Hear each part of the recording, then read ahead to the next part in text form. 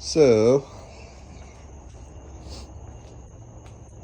quick update, 65 Galaxie. As you can see, it looks a little lighter in the front. Pulled the motor, took the whole front clip off to do that. She's over there.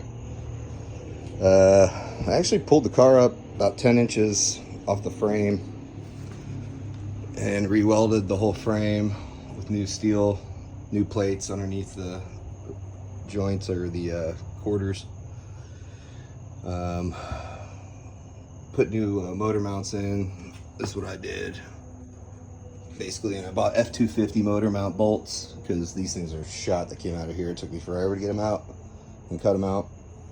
And then all new body bushings as well. There's another one. But yeah, so this is what this car looks like with a 10-inch lift. So that's pretty cool.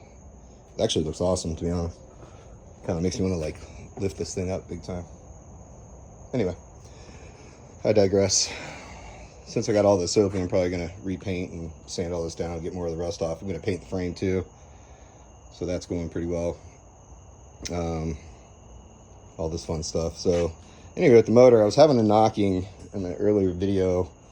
I was adjusting all the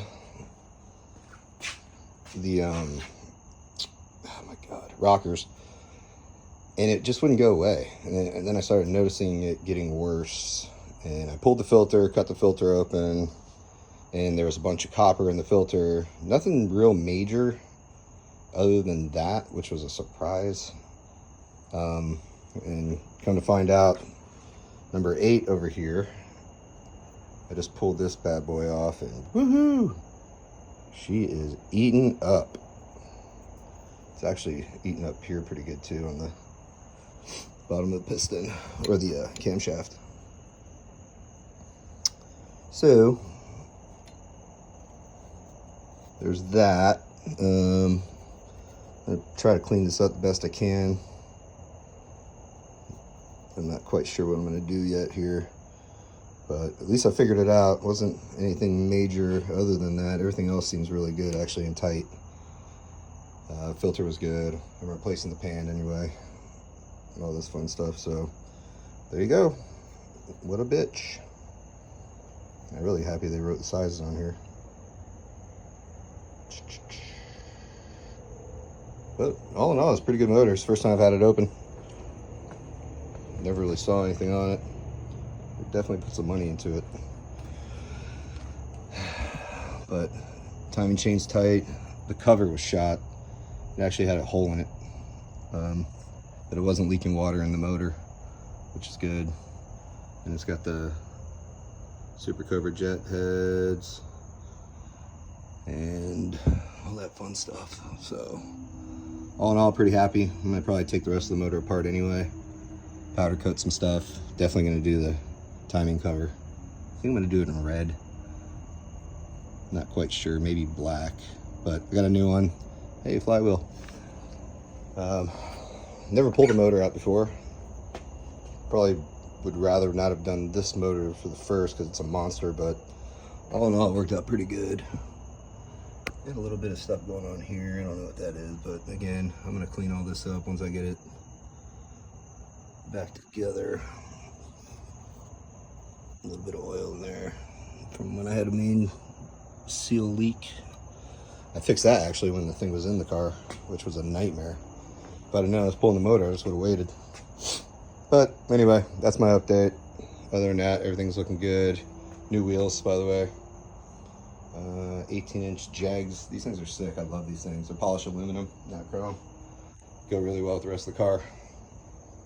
And then once I get the frame done, motor back in, I'm hiding the exhaust. I cut it at the end.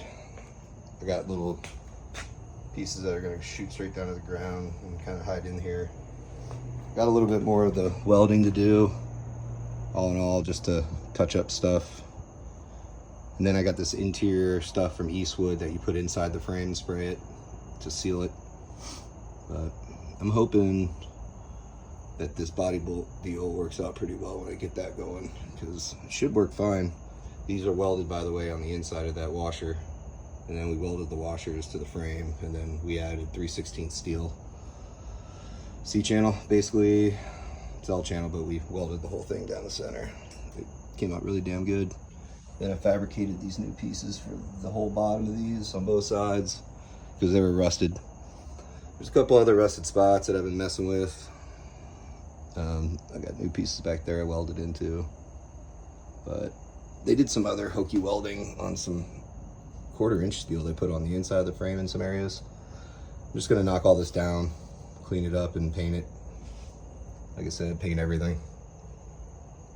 When I did the shocks, unfortunately, I ordered the shocks from Eaton, and little to my knowledge, the people that had this car before me, it looks like they put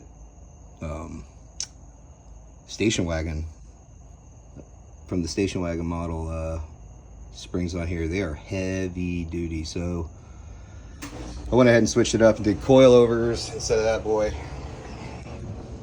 I did the Eatons I got springs, they're thinner, but I got 2-inch lift to it for the rears because I don't like these squatted. It's basically the new spring. It's hard to see, I apologize, but there's a new coilover,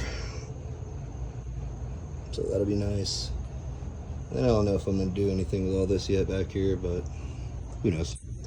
Basically, this is the new spring, what they look like, and that's the old spring. So you can tell that thing's stout that was there before. Car sat a little funny, so what I think happened, I think the one on the other side is actually bent down a little bit because this one's the right height. But the new ones I got are 2 inches taller. I'm sending these back, the one I put on here, because I didn't realize.